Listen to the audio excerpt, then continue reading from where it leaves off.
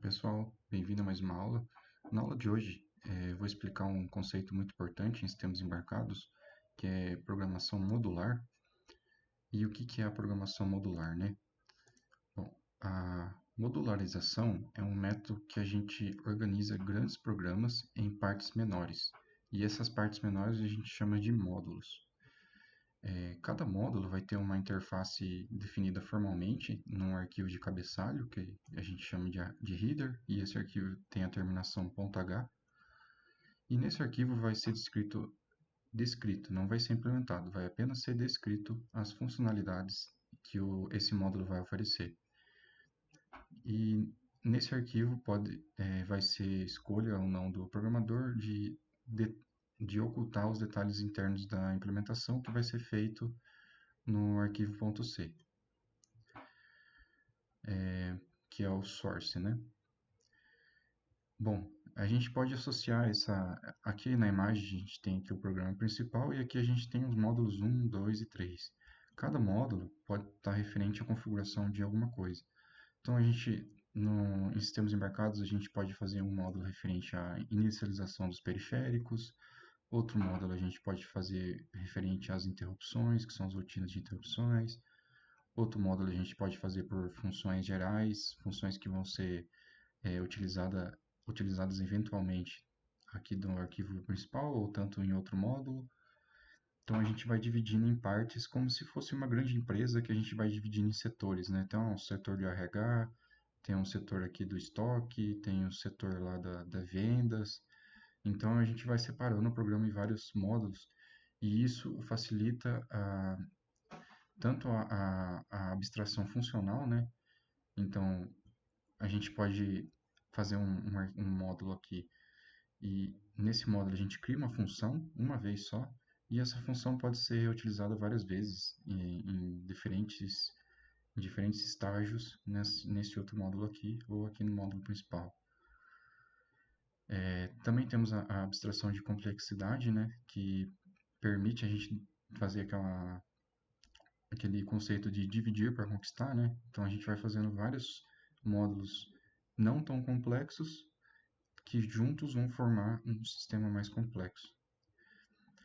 Quando a gente também faz esse esquema de modularização, fica muito fácil a gente fazer a portabilidade do nosso código possível, para um possível outro microcontrolador ou para um possível outro periférico. Então a gente pode usar outro periférico fazendo apenas algumas alterações no módulo. Então isso a gente vai ver aqui na prática, né, como que a gente vai usar esses módulos, né? Aqui nesse curso a gente vai usar módulos principalmente para configurar periféricos, outros módulos para interrupções, outros módulos para fazer só declaração de variáveis globais, outros módulos só para fazer funções gerais.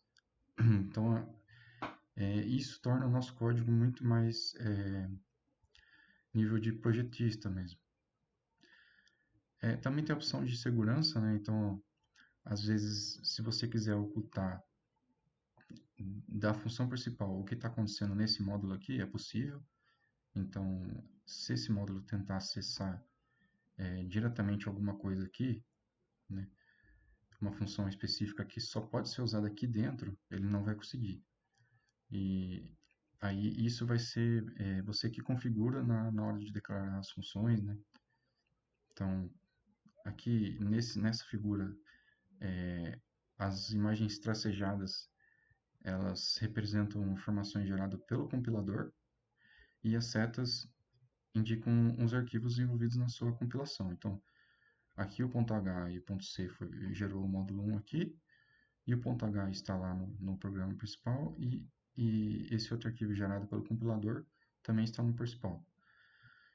Então, você pode ver que aqui esses arquivos headers, que são os cabeçalhos, eles vão lá no principal para ele saber como que ele vai chamar as funções que foram criadas aqui dentro. Então, aqui dentro a gente dá toda a descrição, manual de usuário. É como se fosse um manual para o programa principal saber como que vai usar aquela função. Como que é os parâmetros daquela função? Os parâmetros são inteiro, é float, quantos parâmetros que são? Então, isso aqui que a gente chama de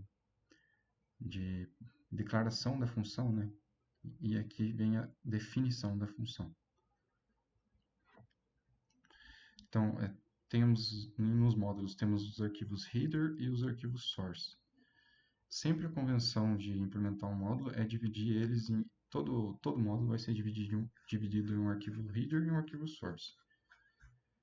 E no arquivo header a gente vai incluir as definições dos tipos, como a gente vai criar nossas structs, vai criar nossas definições de sinônimos de variáveis, se for preciso. Os protótipos das funções também vão ser feitos aqui nesse arquivo header. Declarações de variáveis globais também a gente faz aqui no header, que é usando o comando extern. Essas variáveis globais são variáveis que podem ser utilizadas por todos os módulos, por exemplo. Então a gente vai criar uma variável aqui e todos os módulos vão poder ter acesso a essa variável aqui.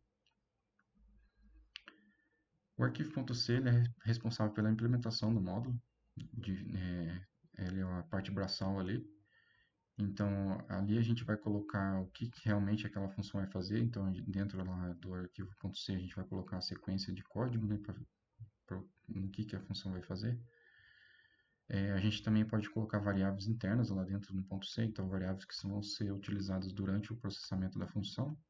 Então, vamos supor que a gente tem uma função aqui, e dentro dessa função a gente tem uma variável de contagem auxiliar que ela só vai ser executada aqui dentro. Então, ela só precisa ser executada aqui dentro e vai para auxiliar no resultado final. E o que vai para lá depois para outro módulo, para o arquivo principal, vai ser só o resultado final. Como chegou nele, não importa. Ele só quer o resultado final.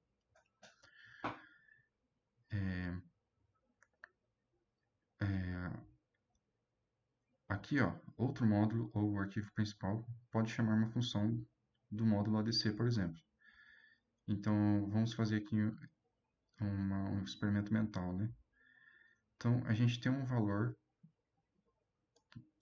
aqui nesse módulo, vamos supor o módulo que está aqui agora, e esse módulo ele precisa de um valor do ADC, que é o periférico lá de leitura que ele vai ler analógico e converter para digital, né?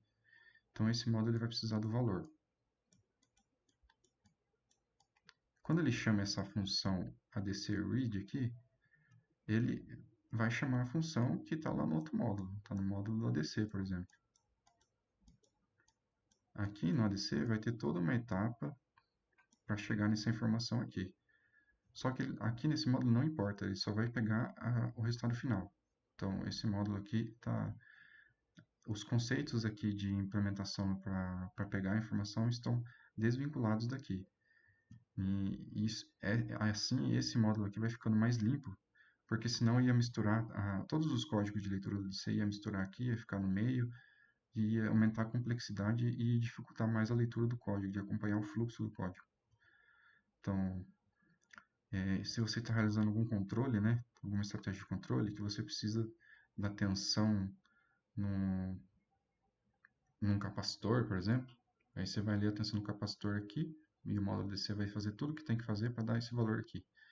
Aí depois você segue o fluxo aqui nesse outro módulo. Então aqui a gente tem um exemplo de software modular, né? Com 3 submódulos, né? Então aqui esses círculos em cinzas maiores são os módulos, e dentro dos módulos a gente vai ter as subrotinas. Então aqui tem a ADC init, que é só para iniciar o periférico, e aqui tem o ADC in, que é para fazer a leitura. Aqui tem a inicialização do LED, e aqui também tem a saída do LED. E aqui tem nesse outro módulo aqui está relacionado tem uma função aqui de matemática, cálculo matemático, uma função aqui de sorte e de média, né? A subrotina sort aqui, né, que é uma função, ela foi criada apenas uma vez. Mas repare que aqui no Matical que ela foi chamada 2 vezes. Então, quando a gente cria a função aqui, isso permite chamar ela várias vezes na outra parte do código sem ter que ficar criando mais de uma vez. Então, a gente cria uma função que pode ser chamada várias vezes. Isso está relacionado à portabilidade, né, que eu mencionei anteriormente. As atividades aqui relacionadas a tanto o ADC quanto o LED são definidas claramente aqui em inicialização e uso. Então, a gente separa a inicialização do uso. o sort e o average aqui, eles são subrotinas privadas. A gente só consegue chamar essas funções dentro aqui da math. Nos outros lugares a gente não consegue chamar essa função. Isso tem a ver com o conceito lá de segurança que eu disse, né? Então, nesse módulo aqui, a função sort e average, elas são exclusivas daqui do math.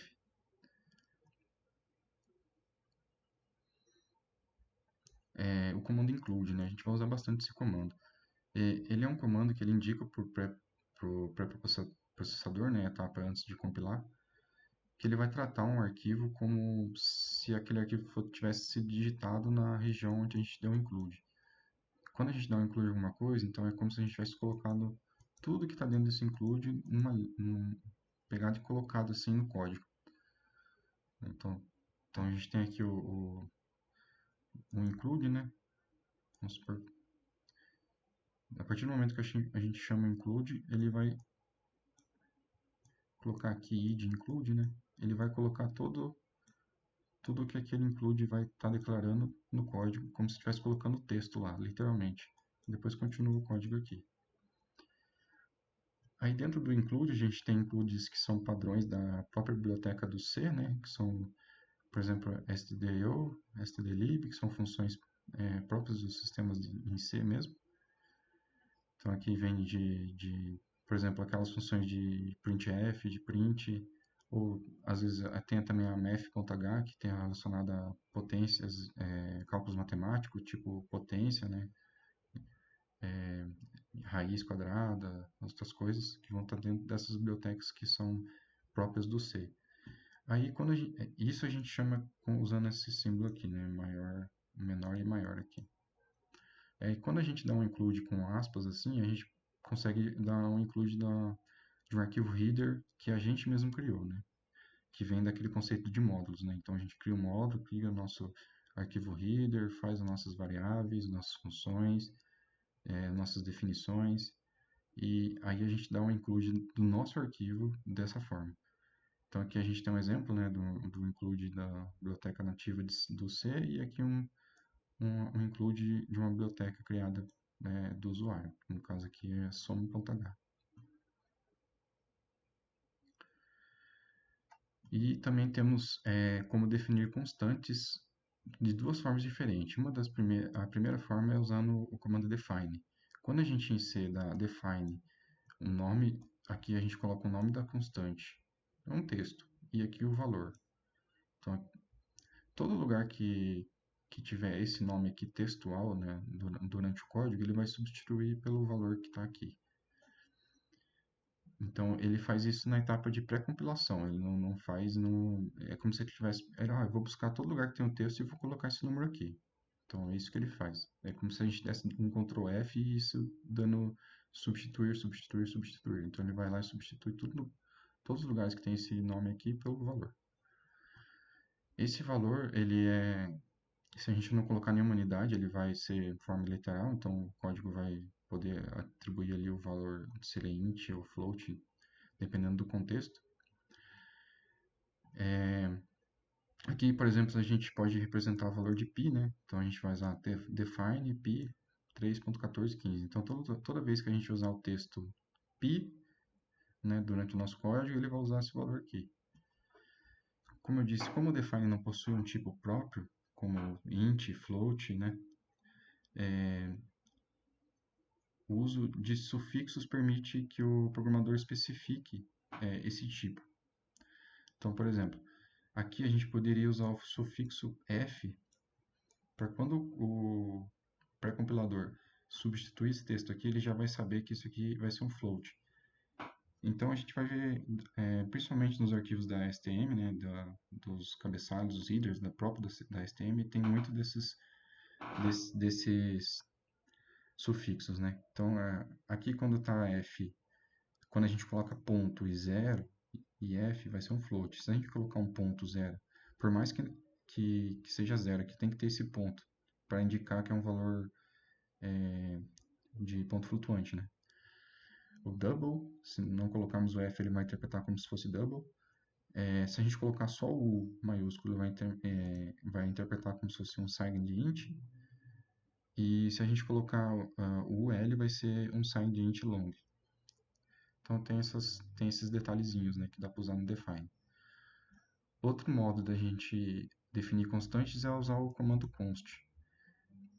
O comando const ele é diferente já do define, porque o const ele vai alocar mesmo, ele não é de pré-compilação, ele vai colocar na memória, geralmente na memória ROM, né, que é a memória somente a leitura, porque ele assume que esse valor não vai mudar, porque o próprio nome diz, né, const, então ele já joga lá na memória somente a leitura. A forma de usar ele é bem parecido com declarar uma variável, né? Então a gente usa só const, tipo da constante, como se aqui fosse um int, né? Ou float, o nome da constante e o valor da constante. Então esse prefixo const ele informa o programa que a variável declarada não poderá ter seu valor alterado. Então não é possível alterar esse valor. Por ser uma variável, essa constante está sujeita às mesmas regras que regem o uso das variáveis normais.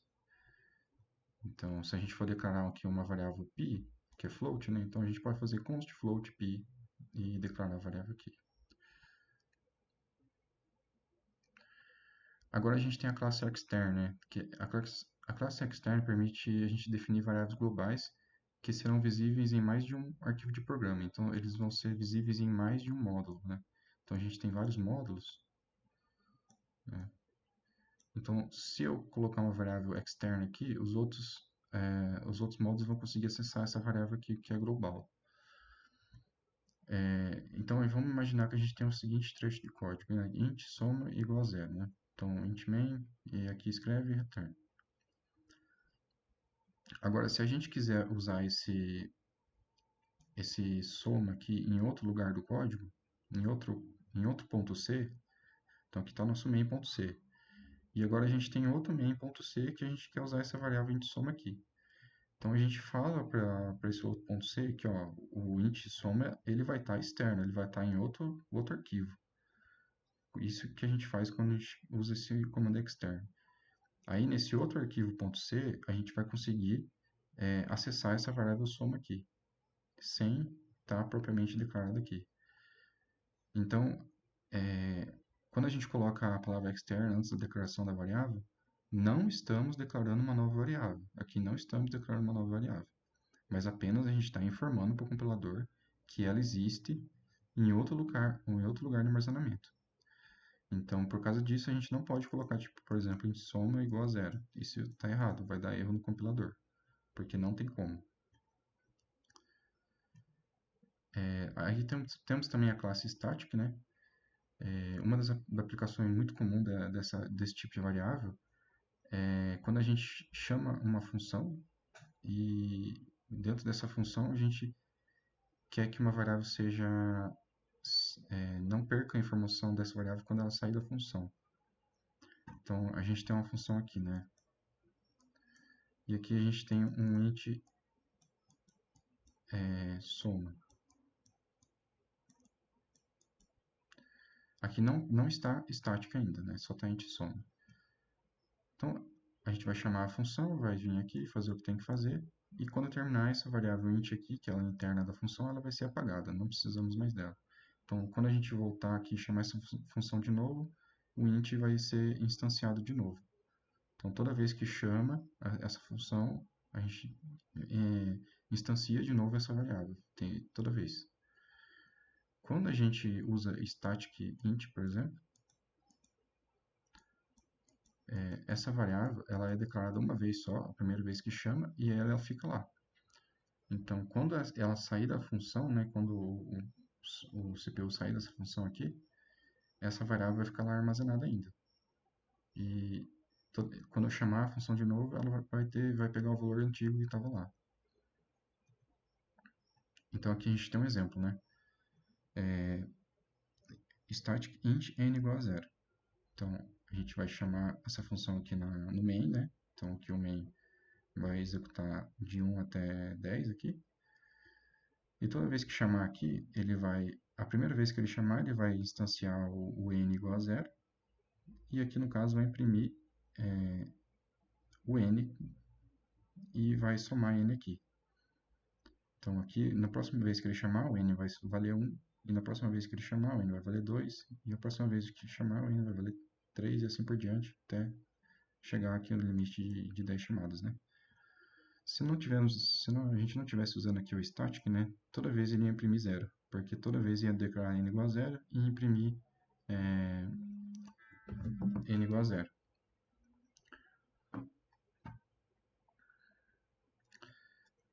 E por último aqui a gente tem um modificador de tipo volatile. Ele é um pouco complicadinho de entender, porque ele tem a ver com otimização do compilador. O que ele faz, né? Quando a gente usa esse comando volátil, a gente informa para o compilador que aquela variável não vai poder ser otimizada explicitamente. O principal motivo de usar esse tipo de variável é a gente trabalhar com sistemas dinâmicos ou em tempo real, em que a gente pode mudar a variável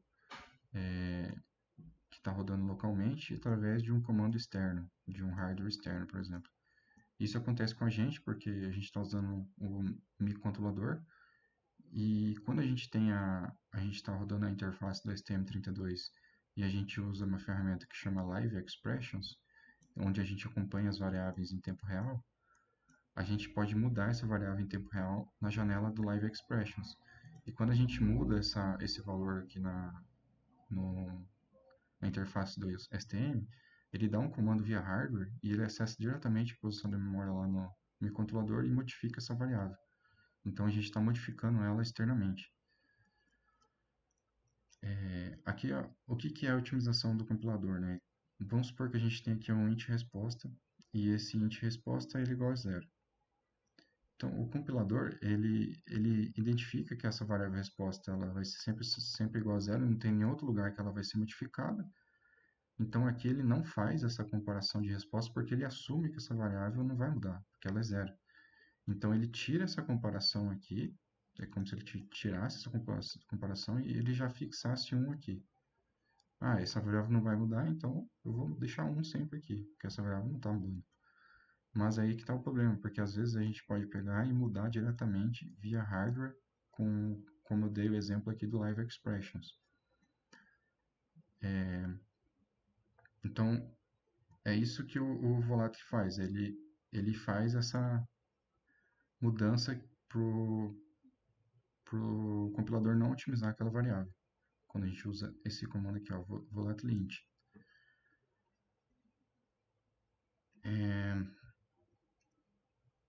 Que é mais uma alternativa mais eficiente ainda, né, de usar esse tipo aqui de conversão, a gente pode usar ela localmente. Então, por exemplo, aqui a gente está usando ela de maneira geral, né? A gente não vai otimizar em lugar nenhum essa variável. Mas a gente também pode usar só no local aqui que está o perigo, né? Que é onde ele compara aqui no while. Então ele vai poder usar só aqui, a gente usa um cast, né? Que é para a gente converter essa variável aqui em volátil só nesse trecho aqui. Então, dos dois jeitos vai funcionar, só que aqui vai estar mais otimizado, né? Você tem que ter a visão, né? De onde que vai ter o perigo do compilador otimizar aquela variável que você pode mudar em algum momento via comando externo. Então, por exemplo, vai ter uma variável que quando você vai alterar externamente para iniciar uma aquisição de dados, por exemplo, aí, habilitar a aquisição. Aí essa variável você deixa inicialmente zero e você só vai alterar ela externamente. Então essa aula é isso e até a próxima aula.